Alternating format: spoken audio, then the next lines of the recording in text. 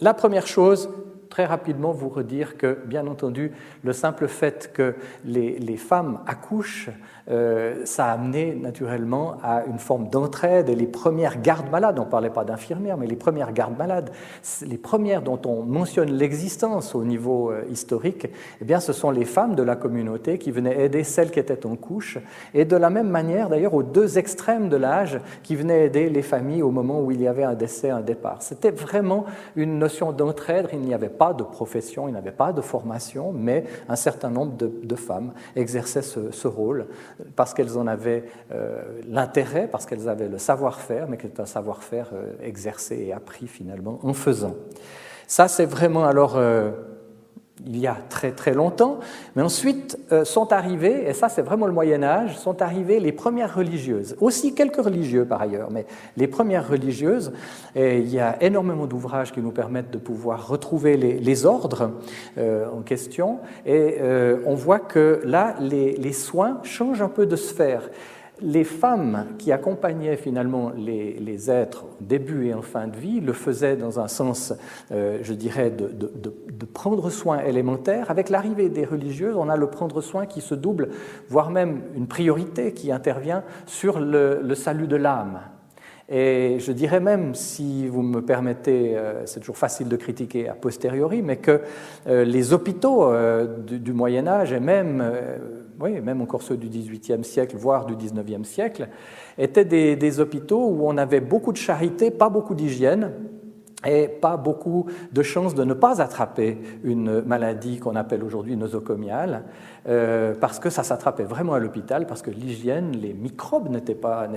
découverts, n'étaient pas connus, et on ne se souciait pas trop de cela. Donc c'était vraiment le salut de l'âme qui était au centre de la charité que faisaient les religieuses envers les nécessiteux. C'est aussi d'ailleurs la preuve vient du fait que dans les écrits, on voit très bien que si les gens avaient les moyens, bien entendu, ils se payaient un médecin, une garde malade, tout ce qu'il fallait, mais à domicile, surtout pas à l'hospice. D'ailleurs, l'hôpital, c'était l'hospice. Donc, on voit apparaître les premières religieuses, et puis, je sais qu'il y a des médecins dans la salle, il a fallu attendre quand même longtemps avant qu'ils soient un peu moins dangereux. Il a fallu attendre ce fameux XVIIIe siècle où commence, entre le XVIIIe et le XIXe siècle, commencent de grands progrès de la médecine, une approche de plus en plus scientifique, plus en plus rigoureuse de la médecine et moins aléatoire. Les sangsues ont été utilisés longtemps, bien sûr, c'était toujours utile, mais disons que les premiers médicaments vont commencer à aboutir, à arriver. On va aussi développer, vous avez compris que je suis infirmier anesthésiste, on va développer tranquillement des méthodes qui permettent d'aller un petit peu plus loin dans la chirurgie parce qu'on permet aux patients de ne pas ressentir, alors permettez-moi de dire pas trop ressentir la douleur,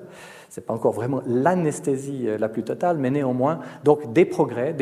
qui amènent les médecins à disons, affiner leur stratégie thérapeutique et leurs compétences. Ce qui veut dire qu'à ce moment-là, on voit apparaître les premiers conflits avec les soignantes religieuses qui étaient vraiment centrées sur cette notion de salut de l'âme, alors que les médecins, progressivement, se mettent à vouloir ou avoir la prétention de vouloir guérir. Et les objectifs ne sont pas toujours les mêmes, et surtout les stratégies et les priorités ne sont pas toujours les mêmes. Donc on commence à trouver dans les livres d'histoire les premiers conflits entre les religieuses et les médecins. Parallèlement donc à la période comme ça de la Révolution française, on voit réellement que cette approche clinique que je viens de décrire, notamment médicale, cette approche clinique prend ses racines, devient extrêmement puissante. Et je dirais que pour les gardes malades, on ne parlait pas encore d'infirmiers ou d'infirmières, pour les gardes malades, on peut dire que du service à la société, les femmes